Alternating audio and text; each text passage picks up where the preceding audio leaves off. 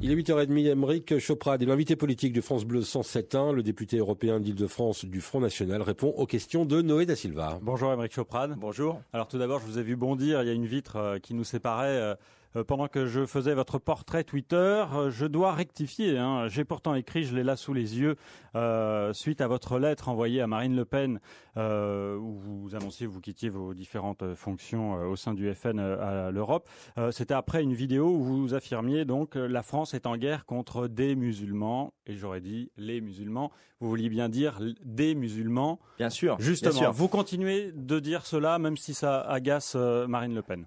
Non, ça agace pas Marine Le Pen, c'est simplement un choix de langage. J'ai dit effectivement, nous sommes en guerre contre des musulmans, nous ne sommes pas en guerre contre les musulmans. La distinction est de taille, bien sûr. Nous ne mettons pas tous les musulmans dans le même sac, évidemment, et une grande majorité de nos compatriotes musulmans sont tout à fait honnêtes, paisibles et condamnent fermement le fondamentalisme que nous combattons. Aymeric Choprade, votre vidéo n'avait pas plu à Marine Le Pen.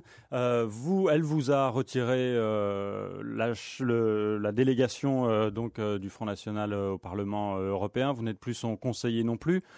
J'ai envie de vous demander, est-ce que vous êtes encore au Front National ? Bien sûr, je suis au Front National, je suis membre du bureau politique et je travaille sur les questions internationales. Vous savez, avec Marine Le Pen, c'était davantage une question de forme qu'une question de fond.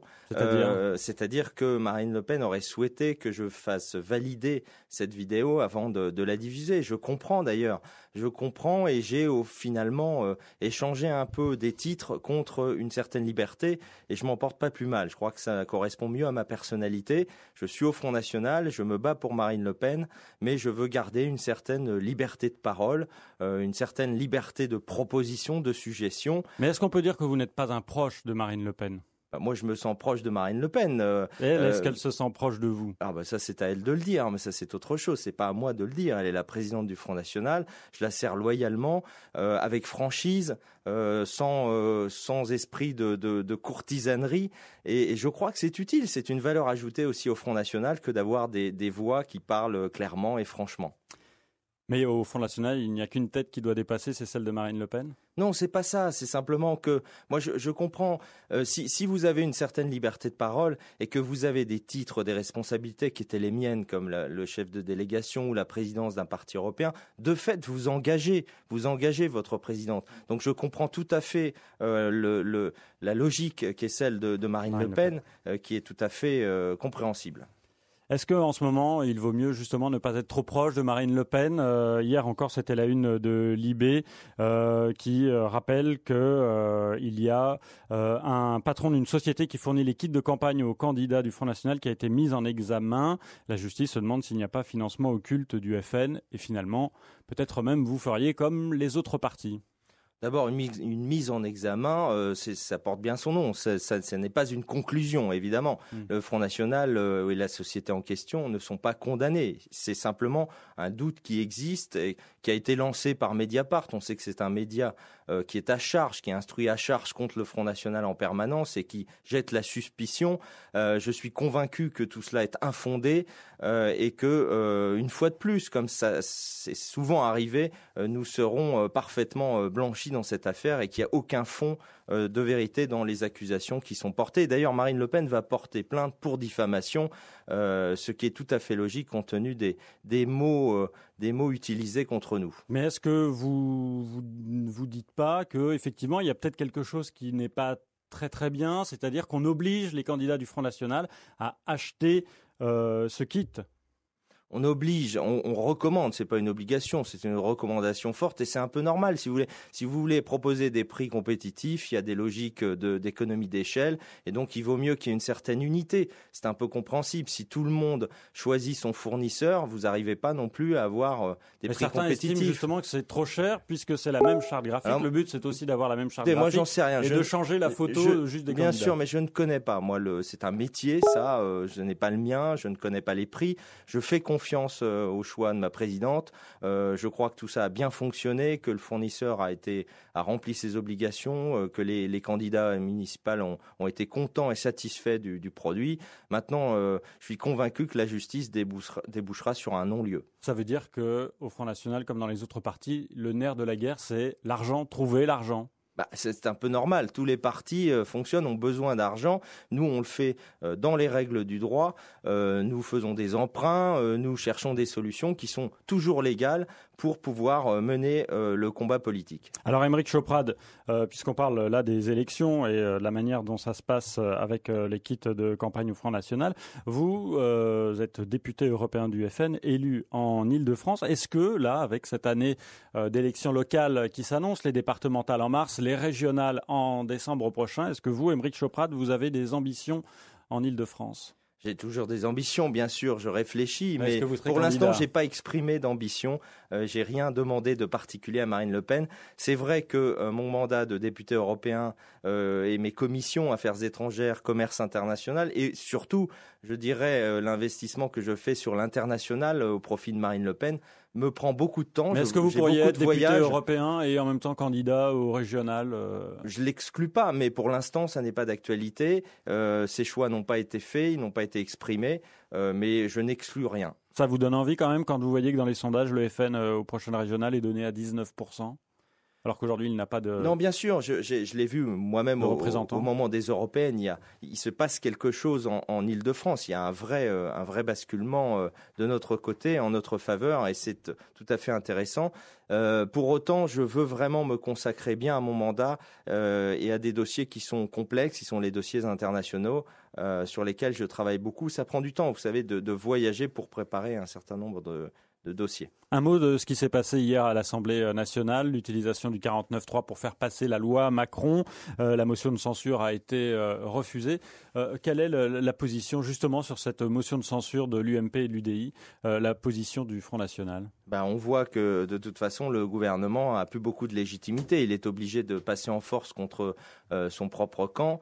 La fracture est profonde entre ceux qui ont encore une vision un peu socialiste de l'économie et ceux qui sont passés dans l'ultralibéralisme bruxellois. Mais ce n'est pas si grave d'utiliser le 49.3. C'est permis par la Constitution. Bien sûr, c'est permis par la Constitution. C'est pas si grave en soi, mais ça exprime quand même un vrai problème d'unité et même de légitimité du Premier ministre et de la vision qu'il porte avec M. Macron. Mais vous, par rapport à la loi Macron, nous sommes parfaitement cohérents. Nous disons la même chose depuis un certain nombre d'années, à savoir que l'ensemble des lois qui sont proposées au vote à l'Assemblée nationale, à peu près 80%, enfin entre 70 et 80%, sont des lois qui sont simplement la traduction, la transcription des directives européennes. Et autrement dit, on se met au diapason.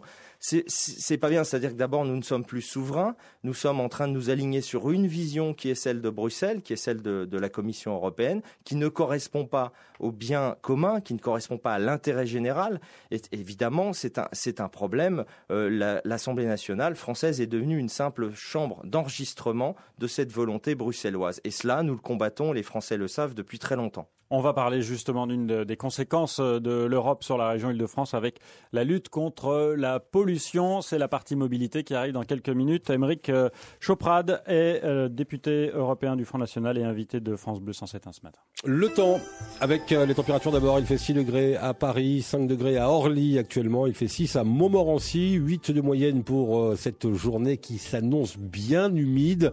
La qualité de l'air sur une échelle qui va de 1 très bon à 10 très mauvais, eh bien c'est du 3. On repasse dans la bonne moyenne grâce au vent qui est un peu plus présent aujourd'hui, qui le sera aussi demain d'ailleurs.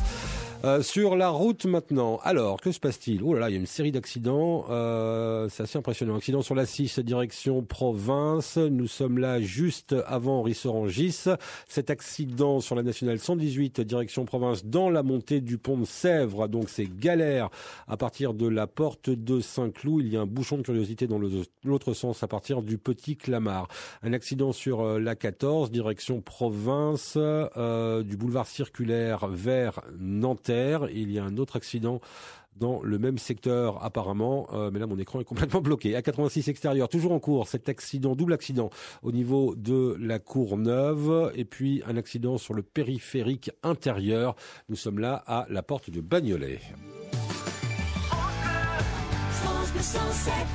Aymeric Chauprade est l'invité politique de France Bleu 107.1, député européen d'Île-de-France du Front National. S'il fallait choisir un programme télé pour ce soir, il y a la 40e cérémonie des Césars, c'est en clair sur Canal+, ou bien Thalassa sur l'estuaire de la Seine sur France 3. Thalassa sans aucune hésitation. Thalassa poursuit son tour de France des estuaires. Vendredi, une nouvelle aventure, la Seine, un monde de paradoxes. Et s'il fallait sortir à Paris ce soir, vous iriez au théâtre du Gymnase pour la comédie musicale Flashdance, ou bien rire à la Cigale avec Norman, qui s'est fait connaître en postant des vidéos que les ados adorent sur Internet et qui monte sur scène maintenant. J'irai voir Norman parce que j'ai remarqué qu'une de mes filles adorait ses vidéos. Et comme je ne connais toujours pas le contenu, ça m'intéresse de savoir ce que c'est.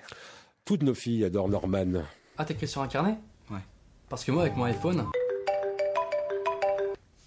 Allô ? J'ai plus de batterie. Retour à la politique. Noé da Silva, Aymeric Chauprade, député européen d'Île-de-France du Front National. Oui, vous avez été élu en Île-de-France. Vous n'êtes pas insensible à ce qui se passe. Vous me dites d'ailleurs que vous réfléchissez peut-être pour les prochaines régionales de décembre prochain. Vous n'avez encore rien demandé à Marine Le Pen. Sur le plan anti-pollution de Paris, est-ce que c'est celui d'Anne Hidalgo ou est-ce que c'est celui de l'Europe ? C'est une fois de plus celui de l'Europe. C'est évidemment toute la logique de l'Europe qui s'installe. Mais moi, je voudrais dire... Mais là, pour le coup, est-ce que vous êtes contre ? Non, mais il peut y avoir des bonnes choses, bien sûr, qui sont données par l'Union européenne. Mais le problème, c'est l'absence de continuité dans les décisions. Nous sommes en phase de politique, l'UMP et le PS, qui pendant des années ont eu des visions de court terme.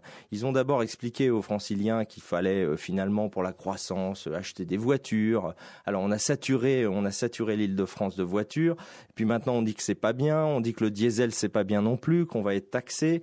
C'est pas la voiture qui est pas bien, c'est le diesel. Enfin, la voiture aussi, parce qu'on a compliqué fortement la circulation dans Paris. Il y a eu les Français ont parfois eu l'impression, avec ceux qu'on appelait les ayatollahs verts à la mairie de Paris, qu'ils étaient combattus vraiment en tant qu'automobilistes. C'est cette absence de continuité, cette absence de vision de long terme pour construire un schéma finalement cohérent et qui permette d'empêcher la pollution en Île-de-France. Les Français aujourd'hui le subissent et tout à coup l'Union européenne surgit en disant voilà ce qu'il faut faire, voilà le plan. Que l'Union européenne oui, mais là beaucoup plus c'est fermement. Difficile à mettre en place dans les États, notamment par exemple en Île-de-France. Ce que veut faire Anne Hidalgo en interdisant là dès le 1er juillet les cars très polluants au diesel et puis dès l'année prochaine quelques véhicules au diesel, c'est le début. C'est une bonne chose pour notre santé et pour la santé des Franciliens. Ça, c'est une bonne chose, oui. C'est une bonne chose. Vous n'êtes pas contre ? Non, je suis pas contre. Mais je dis simplement que quand on a poussé les gens, on a dit à un moment donné le diesel, c'est très bien. Les gens ont fait des investissements, des sacrifices. Ils ont acheté des voitures diesel. Et tout d'un coup, on leur dit, ça leur tombe sur la tête, on va vous taxer. Il y a quand même un vrai problème de cohérence. Il y a un effet de mode qui gouverne sur nos gouvernants, qui les empêche d'avoir une vision cohérente, continue, exercée dans la durée au service de l'intérêt général. Et ça, c'est un vrai problème. Alors ça, c'est pour le transport automobile. Concernant les transports en commun en Île-de-France, même si vous êtes très souvent à Bruxelles, ça ne vous a pas échappé que le Conseil régional a adopté le tarif unique du pass Navigo, oui. Qui sera mis en place un petit peu avant les prochaines élections régionales de décembre. Là aussi, vous dites que c'est 70 €, c'est ça. Voilà. Là aussi, vous dites que c'est une bonne chose pour les Franciliens, notamment ceux qui sont dans la très grande couronne. Moi, je comprends les logiques de simplification, si vous voulez, parce que quand on a des tarifs saucissonnés, etc.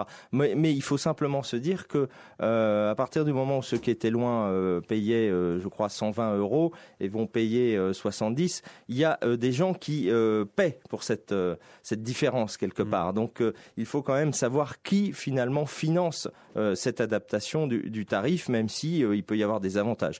Encore une fois, je suis favorable à un certain nombre d'adaptations. Elles doivent être justes, cohérentes, mais ça permettra sans doute aux Franciliens de circuler plus facilement sans se poser la question de savoir s'ils sont dans l'illégalité ou pas. Aymeric Chauprade, vous êtes mûr pour être candidat aux prochaines régionales en Île-de-France ? Écoutez, si c'est vous qui le dites, c'est formidable. On reviendra nous le dire. Aymeric Chauprade, député du FN, Parlement européen, était l'invité politique de France Bleu 107.1. Merci, bonne journée. Merci beaucoup. À suivre le Flash Info Trafic dans moins d'une minute.